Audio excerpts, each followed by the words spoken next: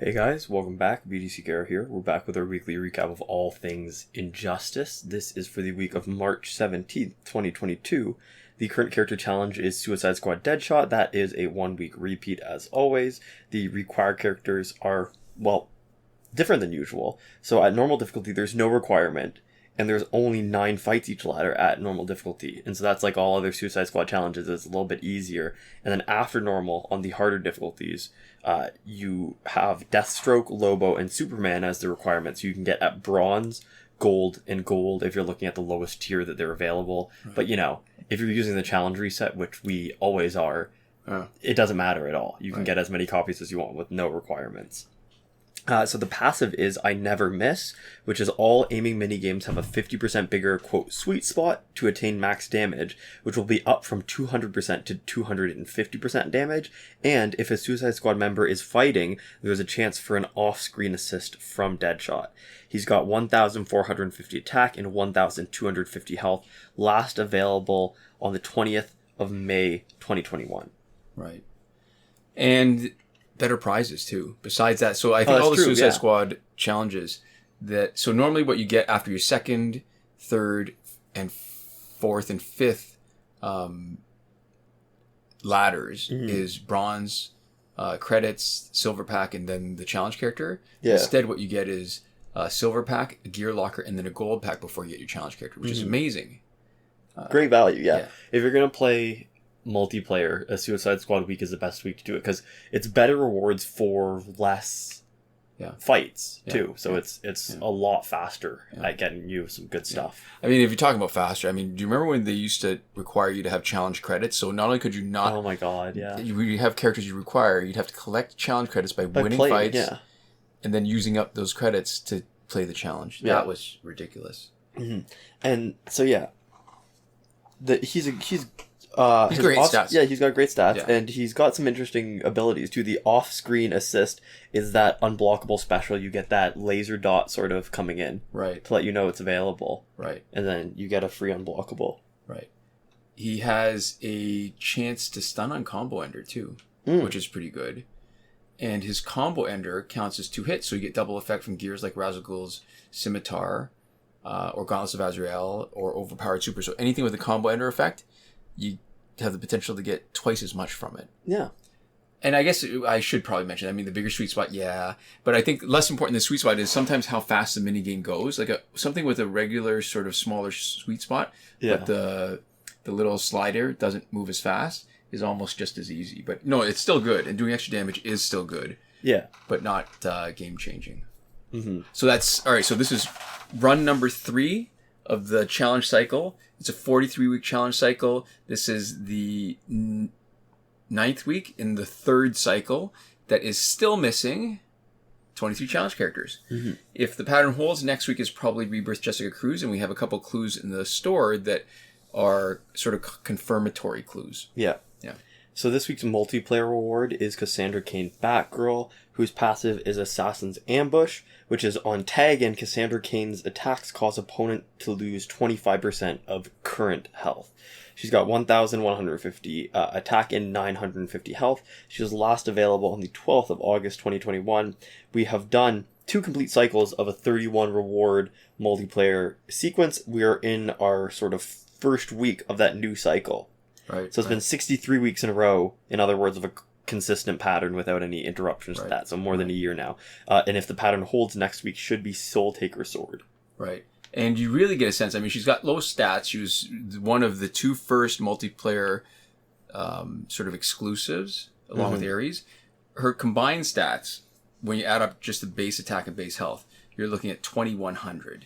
Compared to Deadshot, who's one of the later game characters, and he's got 2,700. So 2,700 to 2,100, that's a huge gap in terms of the differential in stats.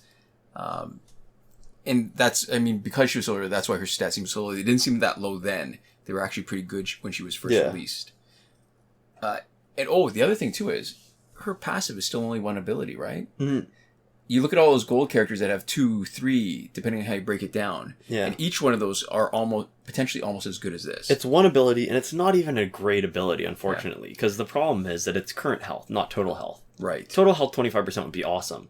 Right. But current health, every time you swap in, it's dealing a little bit less damage. Right. It's only doing, 1/4 of whatever they've got left over. So if it was total, if it's anything that's a percent of total, it tends to be a lot better, even if it's only like 10%, like I have a stick, right? Yeah. But this one, you really get diminishing returns pretty quickly. Yeah. Right at the beginning, it's pretty good. And it's interesting how inconsistent it is, because there's other characters who have percentage, like say Teen Titans Raven.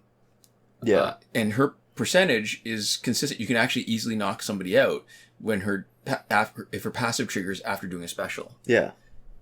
Now, it's still fun, though. I think the idea that you can take Cassandra Cain Batgirl, no matter what her level is, no matter what her promotion is, and just tagging in remove 25% of health. In some ways, she's better. Not in some ways. In a lot of ways, that's better than the Jokers, where they, who is I can't even remember which Joker it is that will take away some health when they get knocked out. Yeah. So it's still an improvement. And here's the thing, too. I mean, Cassandra Cain Batgirl is fast. I think she's the fastest Batgirl with her basics. Mm-hmm. And I always, even though the game has shifted away from relying on basics so much, and even though it really focuses on specials, I still really like characters that have the ability to really, punch with some of the opponents and really get her attacks in before the other person does. Mm-hmm. Now, the one thing that makes her worse than the other Batgirls in terms of, because all the Batgirls have that sort of Cloak of Destiny, League of Assassin's Knives loadout, where her special one stuns right at the beginning, does a huge amount of damage. Yeah. League of Assassins gives you a huge amount of splash damage. She's like a nuke. Except because she's got that ability, her passive actually makes that part of her worse, because if Cloak of Destiny stuns when she tags in, it won't last, because her passive does a hit for 25%, takes off the stun, so you still have to get your special one unblocked in order to make use of that special, the Batgirl Luchador Bane loadout. Mm-hmm. Still, she's really good. I mean, she's still fine considering how low her stats are and how just okay her passive is. Yeah, I think she's still pretty good even in the current meta. It can be pretty fun to punch above your weight class for sure with that first tag in, no matter how good the people you're going up against are. Yeah. We also, moving on now to the store, we've got Rebirth Jessica Cruz, which was what you mentioned earlier as a little bit of a hint. So it doesn't unlock. It's a clue to what next week's challenge is. Yeah. And this is another one of the ones where it's more expensive and it doesn't come with any credits. And compare that to last week, right? Last week, the Deadshot pack was exactly the same price and it came with credits. With 100,000 credits to be specific, yeah. So, cruddy deal. And we also have the Rebirth Jessica Cruz pack, which is that alternate version of the challenge pack that costs an extra 50k. So it costs 200,000 credits instead of 150. And it gives you, for that extra money, a 6.16% chance of getting Rebirth Jessica Cruz versus a normal 2.86% chance of getting just about everybody or everybody in the pack. Right. And so that is another clue to next week's challenge. That is, if we didn't need 2 pieces of information to confirm, that's the third piece of information that confirms. Right. So we're pretty much 100% certain. And I'll say 99.99. Yeah, and the important part about this is that it's not a good deal, because unless she's pretty much the only person you want, and you're going to be selling back every single other character, the regular challenge pack is a better deal. Even if there's 3-4 different people that you want, as long as you don't have everybody, the regular challenge pack is a better deal. Right. We also in the store have the Ultimate Bundle Bringers of Justice. So that's $124.99. Now, it's been different prices. It went down to, it's been around a bunch of times in the past couple of years, but in 2020, at the end of 2020, it was $95 Canadian. And then in 2019, it was $98 in December of 2019. And then a month before that, it was $65. So it's gone up, or $66, I guess, if we're rounding the nearest dollar. So it's been sort of steadily ticking up in price and seemed to have settled at 125. It says that it contains 10 of the quote best heroes. And it's interesting. I mean, they're almost all challenge characters except for Dawn of Justice Batman, who was previously random drop in the Dawn of Justice pack. Yeah. So At 66, I could make the $66. I could make the argument that it's worth it. At 125, I really can't. Not that it was worth it, but even just that it was. There was value. There's some value that you can kind of get it. Yeah, I don't think anybody's paying $125 for this, especially when that is significantly more than the price of like a new game. That's like more than the special edition of a lot of games, right? And so it's a very hard sell. The partner that it has this week is actually coming together is Ultimate Bundle of Villains and Monsters, and it's got the other description here is it contains 10 of the best villains. And what's interesting about this is that it hasn't come up as often. After the first, it started the same way where it started off $66, went up to 99, went back down to 95. Last year, it only showed up once, where the Bringers of Justice showed up, I think, 3 times. Yeah. Again, the price is a problem, but there's at least a few more interesting things where I think 1, 2, 3 of the characters are multiplayer exclusives. Mm-hmm. And I think the rest are challenge characters. Yeah. So if you're thinking about it in terms of the amount of time it would take you to earn them, this is closer to a better value deal, you know? Right. But again, I don't think anyone's paying that much. Right.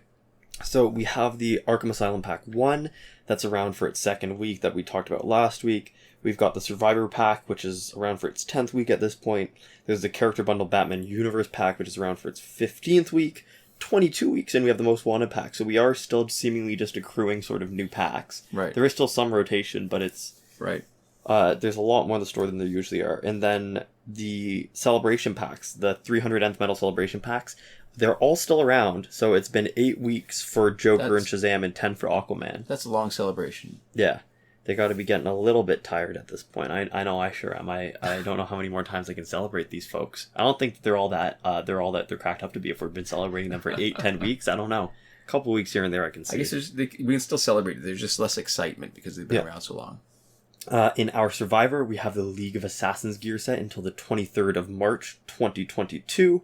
Phantom Zone is back for 2 weeks. We've got double XP from now until the end of the weekend, seemingly for St. Patrick's Day. What else is there? Probably. What else is going on? Like, usually they do it because something comes up, right? Like, whether it's Christmas or Lunar New Year. The ongoing and developing conflict in Russia or in the Ukraine. God. I mean, probably not. Who knows? Right. It's hard to say, yeah. So probably St. Patrick's Day, we're assuming. It's hard when they don't tell you, right? Right. But that's that. And then... Fight 62 still broken. Last weekend's breakthrough was, as expected, Joker, Nightwing, and Darkseid. So next weekend is probably going to follow the schedule and be Zod, Aquaman, and Shazam. That's the weekend one for golds. And link in the description to a thread in the Injustice Mobile subreddit from one of the mods, Devlin16, that goes over the entire breakthrough cycle. Mm-hmm.